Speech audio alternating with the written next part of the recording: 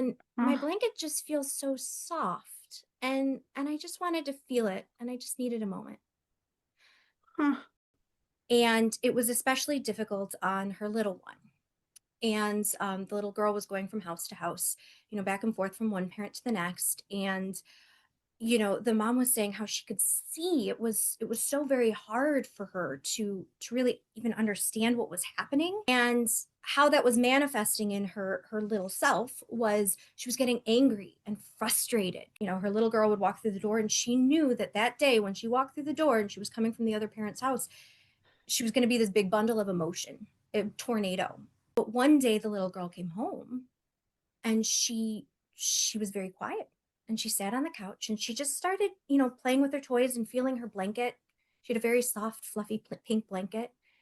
And the mom thought, this is a little weird. This is abnormal. And, the little girl said, I need a moment. And my Oh, blanket just feels so soft. And I just wanted to feel it, and I just needed a moment. huh. And the mom, she we had exchanged information when she had bought my books, as we had met at a conference, and she texted me immediately after, and she said, "You will never believe what happened. We have been reading these books together every night at bedtime." She was gravitating toward the Angriest Monster on Mill Street. This is a monster that has explosive big emotions in the book. And she wanted to read that over and over. And what this little girl had actually done through this book is she had taught herself grounding techniques. So she was using her five senses to calm her anger and frustration in that moment.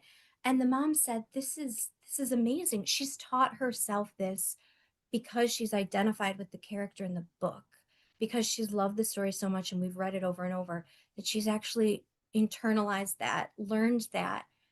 And it's stories like those, when you hear them, it I'm doing my job right as an author, as a children's book author, if Yeah. that's how children are receiving and families are receiving these stories.